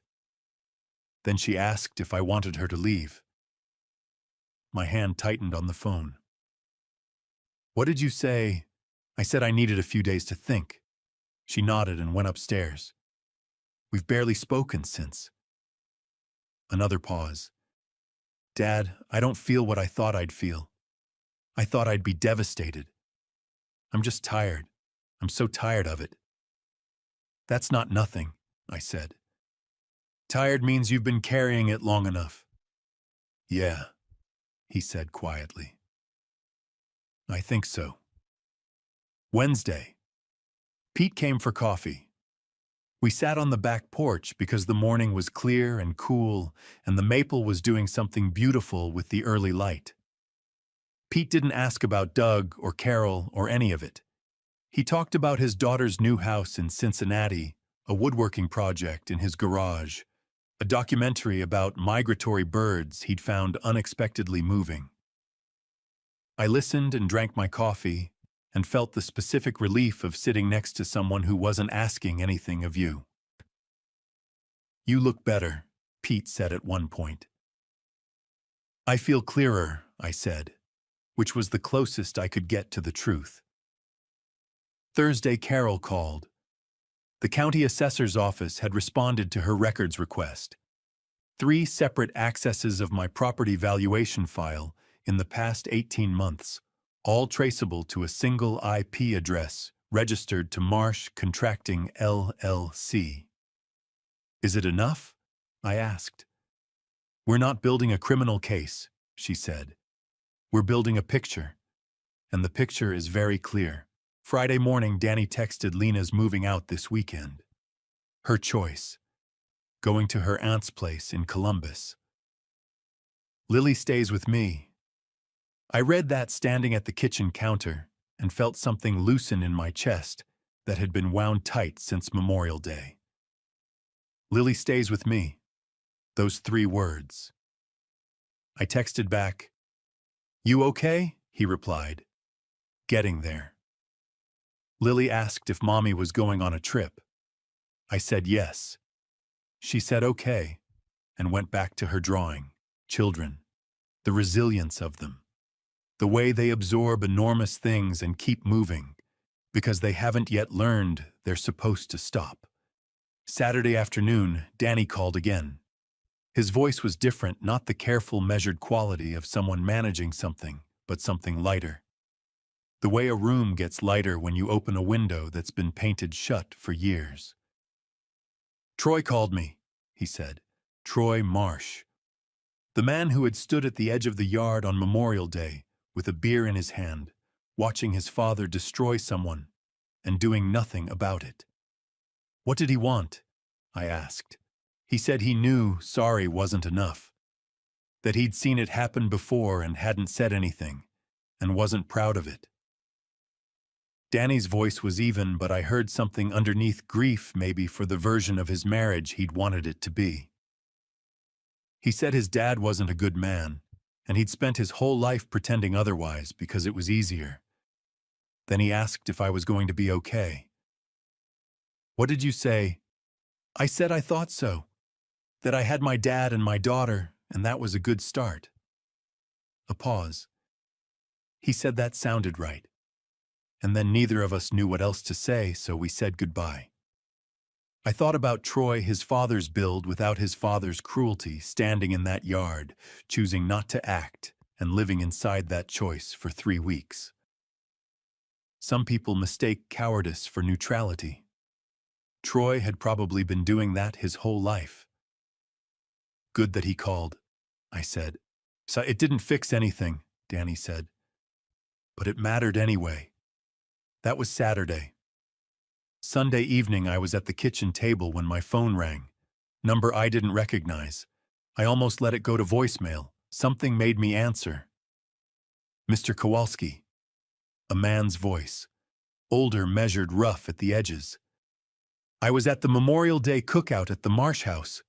I stood 10 feet from you when Doug made your son kneel on that ground." I set my book down. "I heard you," I said. "I didn't say anything that day." His voice tightened. "I've been living with that for 3 weeks.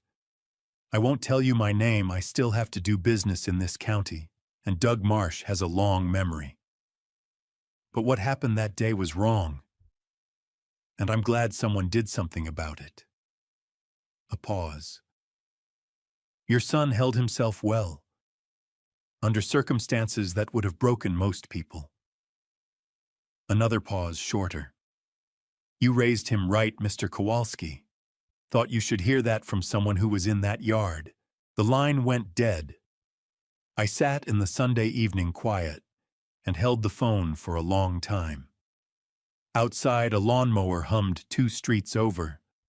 A dog barked once and went quiet. The particular stillness of a Sunday at dusk in a place where people have been coming home to the same houses for 30 years. Tomorrow, something was going to happen. I could feel it the way I'd learned to feel things on job sites, the air pressure change before weather moves, in the silence before something shifts. I washed my coffee cup and went to bed at 9 o'clock. For the first time in weeks, I didn't lie awake. He came on Monday morning at 10:15. I was in the backyard, checking the garden bed Maggie had put in along the south fence, tomatoes she'd started from seed every spring, a tradition I'd kept going because stopping felt like losing one more piece of her. I heard a car in the driveway.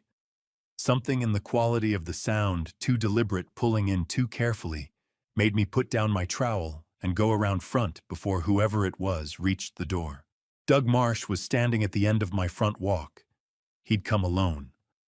No Troy, no lawyer, no company truck with the Marsh Contracting logo on the door. Just a dark green sedan and a man in khaki pants and a plain blue shirt who looked in the ordinary morning light of my front yard considerably smaller than he had at his own house, surrounded by his own people, on his own territory. He looked older too. 6 weeks since Memorial Day, and something had gone out of him, some quality of absolute certainty that had been running through him like a current. It wasn't gone entirely, but it had dimmed. We looked at each other across the front walk. "Ray," he said. "Doug." I stepped back from the doorway. "Come in." He hesitated just a moment, just enough for me to see it. Then came up the steps and through the front door. I led him to the kitchen because that was where conversations happened in this house, where they had always happened. Whatever this was, it was going to happen at that table. He sat. I went to the coffee maker.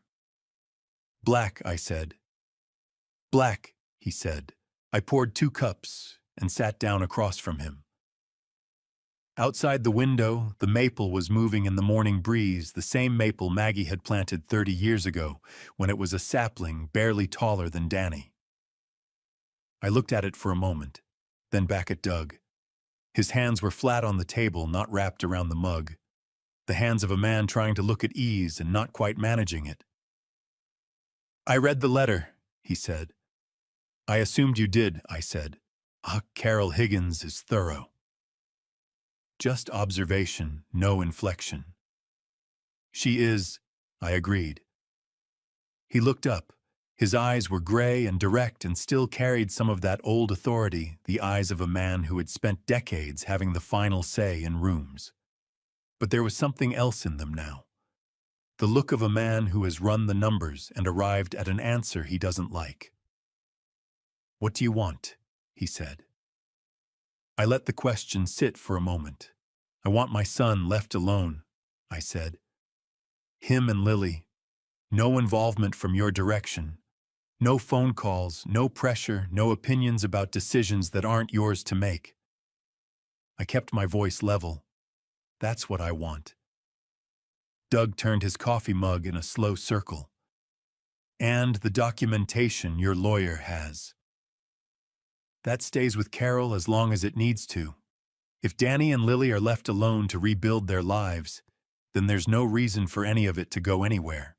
You're not asking for money," he said. "I don't want your money, Doug." I let that land. "I never wanted anything from you except for you to treat my son like a human being. You didn't do that, so now we're here instead."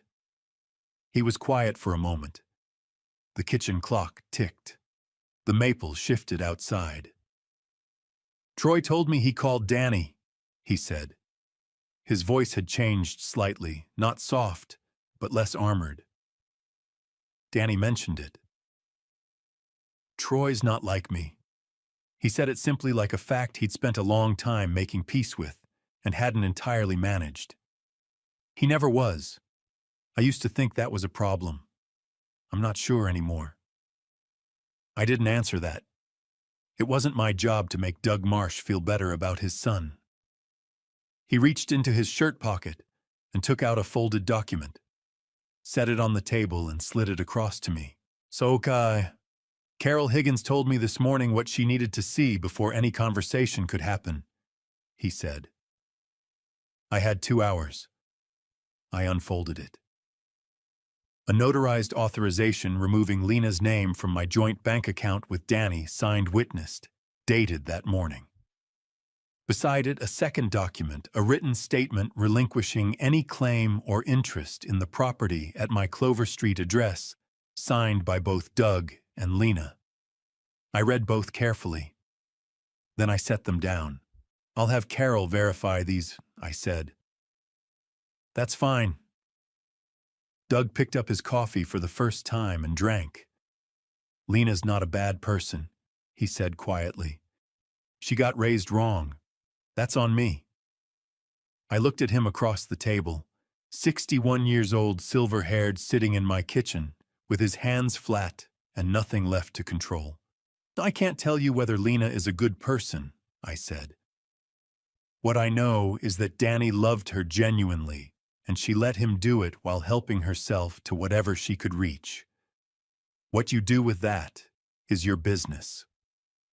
He nodded once, the nod of a man accepting a verdict.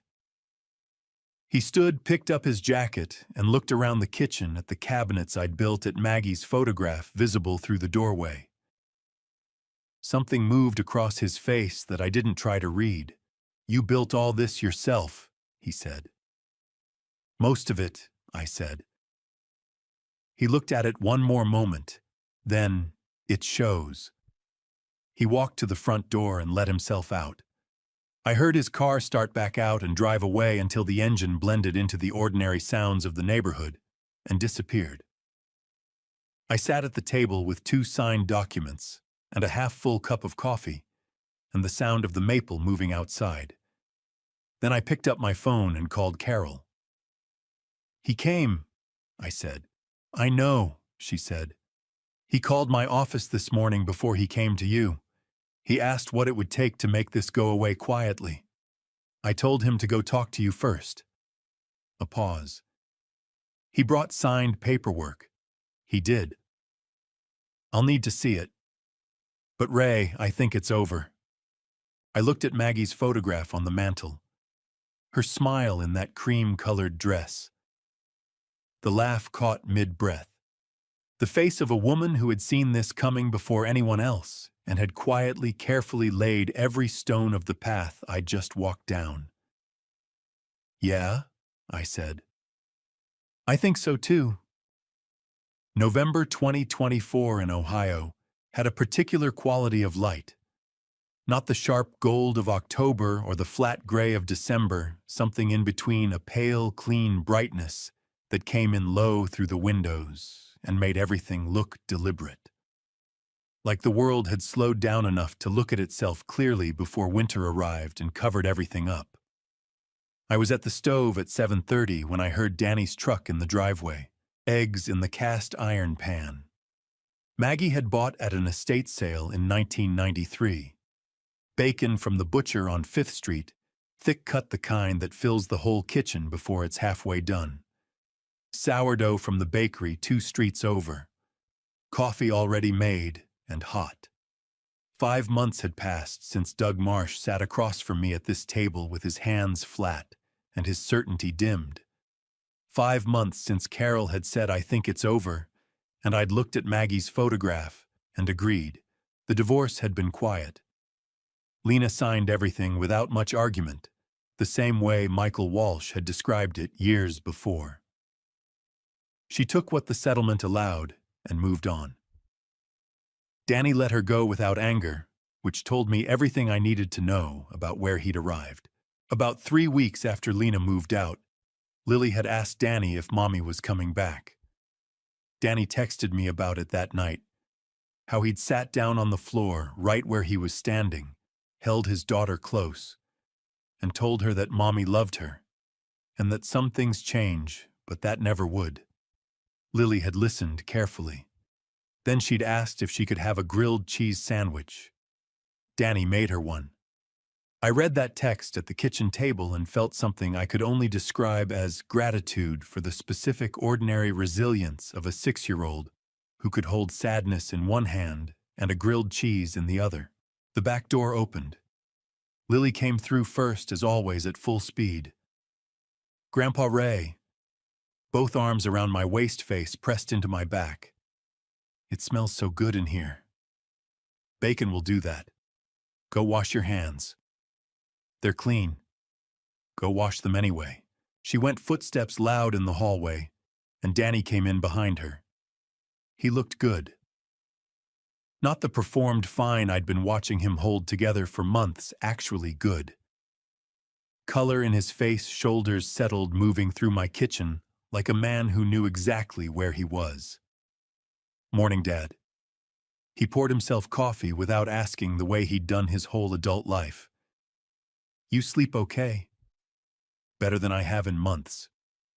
Lily woke me up at 5:30 to tell me she dreamed about a horse." He said it the way a man says something when his life has finally returned to a size he can carry. "Normal Saturday." I laughed.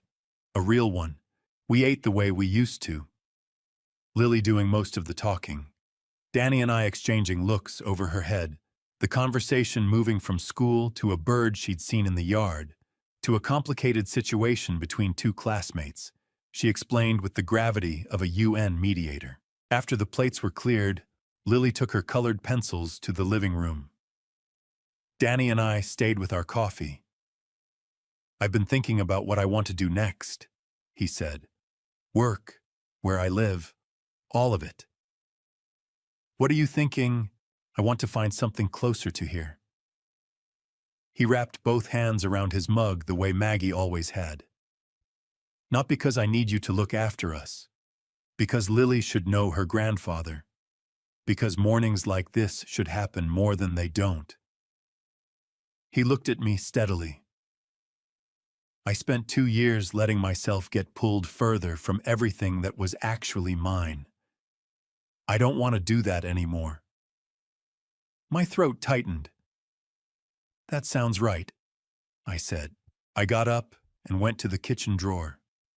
Not the one with the bank statements, the other one with the things I kept, because I couldn't throw them away.